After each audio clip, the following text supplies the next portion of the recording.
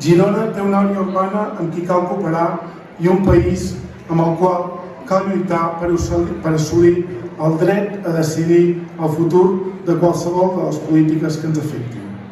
Hem de lluitar per la plena sobirania. Hem de lluitar per la independència. Com va dir Salvador Espriu, tenim la raó contra bors i lladres, el meu poble i jo. Gironins i gironines, empenyeu-nos, aviseu-nos, empiteu-nos i alerteu-nos. Som el vostre govern, el del poble. Visca Girona, visca la seva gent, visca Catalunya i visca la terra.